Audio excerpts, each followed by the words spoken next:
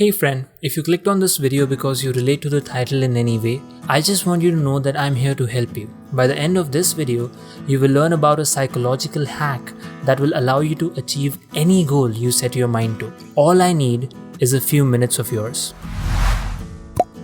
Here's an analogy for you. There are actually two brains inside your head. In order to meet them, let's go along with them on a drive down the road. Imagine your mind is a car. Let us call this car the consciousness car. The road you are driving on is the road of life. This road has its intersections, obstacles, hurdles. They are the decisions you take in life. Some easy, some difficult to navigate. In this car, the two travelers are your two brains. In the passenger seat is your thinking brain.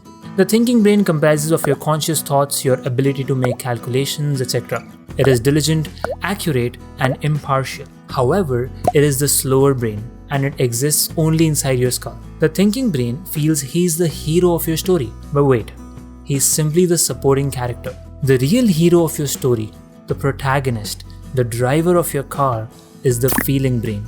Some people also refer to it as the monkey brain. The feeling brain comprises of your emotions, impulses, intuition, instincts, etc. It is highly irrational and inaccurate. However, it is the quick brain. It is the one which is the first to kick into play whenever you are faced with a situation in life. It is the wisdom and stupidity of the entire body. The reason why you don't follow through. In the consciousness car, the feeling brain is like a stubborn boy who simply hates to listen to anyone and take directions. It simply does what it feels like it wants to do. On the other hand, the job of the thinking brain is to be your built-in GPS. It is supposed to have all the knowledge and wisdom to come up with and suggest the feeling brain the right directions to take in order to reach your destination. For example, when you see a bowl of ice cream in the fridge, the feeling brain quickly jumps to the front and says, "I want to eat it. I simply want to eat it. Put that thing in your mouth now." On the contrary, the thinking brain, which is slow to enter the scene, says that it is not a good idea to eat the ice cream because it makes you unhealthy. It is full of calories and processed sugars that are very bad for your health.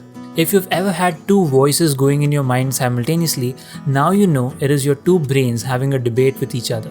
Depending on which part of your brain you have been feeding and training in your life, your current situation can be understood. If you've always given to the feeling brain and never gave a chance for the thinking brain to train itself, you will likely have eaten that bowl of ice cream by now. Even though you knew that was not the right thing to do.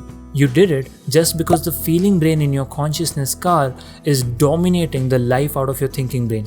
On the other hand, if you only favor the rational, calculative, and wise thinking brain all the time, you will likely numb yourself to all the experiences of life. You will not enjoy even a single moment in life because your thinking brain will always be coming up with some or the other analysis of why you should and should not be doing certain things. The classic assumption. Now let's put the consciousness car to an example. Let's say you want to lose fat, but you just don't happen to follow through. You know that you need to exercise and eat healthy food daily, cut down on unnecessary calories and train hard. Your thinking brain is equipped with all the information it needs about getting in shape. If we think about it, in today's age, there is absolutely no lack of information. If anything, we have something called as a digital deluge, or what you would call as information overload. Never in history did we have such vast, seemingly unlimited amounts of information right at our fingertips. So it is clear that there is no shortage of information. You know that you need to do certain stuff. But then why don't you do it? The reason is the classic assumption. It goes like this.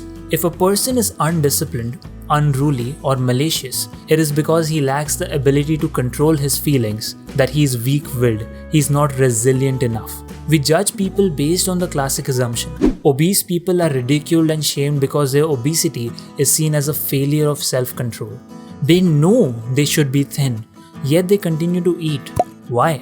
Something must be wrong with them, we assume. Smokers, same deal. Drug addicts receive the same kind of treatment, but often with the extra stigma of being defined as criminals. Conversely, we celebrate people who beat their emotions into submission, who wake up every morning at 5 a.m. simply to upload a post on Instagram with the hashtag hustle.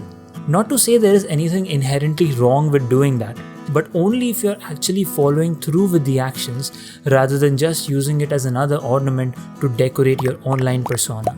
Now let us talk about the real problem. The real problem is that you've trained your feeling brain to have disproportionately more strength over your thinking brain. Over time, the thinking brain develops a tendency to draw maps explaining or justifying where the feeling brain has already decided it wants to go. If the feeling brain wants ice cream, instead of contradicting it with facts about processed sugar and excess calories, your thinking brain decides, well, I've worked hard today, I deserve this. Or the worst one, if everyone is going to die one day, why don't I live before I die? I'll have another piece of that cake. This atmosphere where the thinking brain is putting in a lot of effort to justify every single desire of the feeling brain is called self-serving bias. This makes your consciousness car a clown car. The way to spot out this self-serving bias is when you find your thinking brain, which is supposed to be the wise one here, say stuff like, well, that piece of chocolate cake is looking right at me. It's so unfair for me to not pick it up and put it in my mouth. Those people whose minds have become clown cars are easily manipulated by whatever person or thing makes them feel good in the short term while completely ignoring the repercussions of it in the long term. Now that we know what the problem is, let's talk about the solution. How can there be the right balance between the domination of the thinking brain and the feeling brain in your life? The only language that the feeling brain can understand is empathy.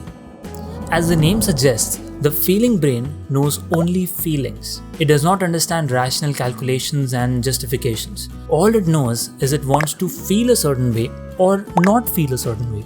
And being the driver of the car, whether you like it or not, you need to keep the feeling brain happy. The thinking brain needs to speak the language that the feeling brain understands, that of feelings and emotions.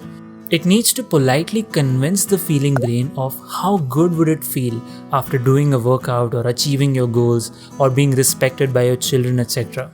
It needs to listen and talk to the feeling brain like talking to a small child who is stubborn to do something, being very careful in the process. It is going to be difficult, there might be a lot of thinking to do, but hey, that's your job, thinking brain. That's what you're good at. Now, over time, when you have the right balance between being driven by the thinking brain and the feeling brain, you will see that you can follow through the most difficult of tasks. Your consciousness car will run so smooth on the road of your life that no matter how hard the obstructions in the middle, you will navigate through them. All you need to do is this: decide. And decide today. In fact, decide now. The importance of small wins. The important thing is to start super simple and celebrate small wins along the way. If you keep doing this for long enough, you will see that those simple steps have compounded into something so massive that you couldn't have imagined at the moment you began. Let us say, for example, you want to lose weight. If overeating is your problem, the easiest way to start is simply be mindful of the times you eat. Don't do anything about it just yet. Simply become aware of the number of times you are eating food. Next step, become aware of what this food will do to your body. Are those good foods, as in whole unprocessed foods that will give your body nutrition and the fuel to achieve your goals? Or are they just empty calories like junk food and carbonated sodas that will give you no nutrition and simply add another layer of fat on your body? If not feeling like exercising, as in going for a run, is your problem, simply start by putting your shoes on. If you keep doing this simple thing every day consistently, you will eventually see that you will feel like going for a run. This is a very good sign of progress. You have used your thinking brain and the idea of small wins to convince your feeling brain to turn your consciousness car on a path that is actually good for you. One more practical advice before we end this episode. It is often said that when you are held accountable to someone or something, you are more likely to follow through on your commitments. Use anyone you trust enough, your friend, spouse, sibling, etc., to hold you accountable. Ask them to keep an eye on you during the moments you sit to mindlessly munch in front of the TV, the days when you make excuses to yourself that you don't have the strength to go for a run, etc. These small actions will really compound into something meaningful and valuable for your life over time.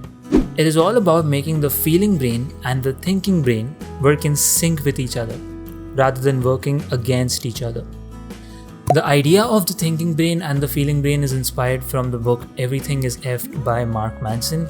I think it is a beautiful illustration of the struggle we have in our minds on a daily basis. The power of nomenclature is such that when you give a name to a problem, like the debate between the thinking brain and the feeling brain in this case, you can become more conscious of the problem the next time it happens and hence work towards a solution. There is a beautiful quote which says, "No problem can be solved by the same level of consciousness that created it." So in order to find solutions to your problems, raising your consciousness is the first and foremost step. If you have anything to say about this video and the concept that I talked about, feel free to drop your views down in the comment section. That's it for this video. I hope you gained something valuable out of watching this video. If you did, make sure to subscribe to this channel and also hit that notification bell so that you, my friend, can get notified the next time we upload a video to this channel. Also, if you found this video helpful, I would request you to share it with a friend of yours whom you feel will benefit from watching this video. Thank you so much for watching. Peace.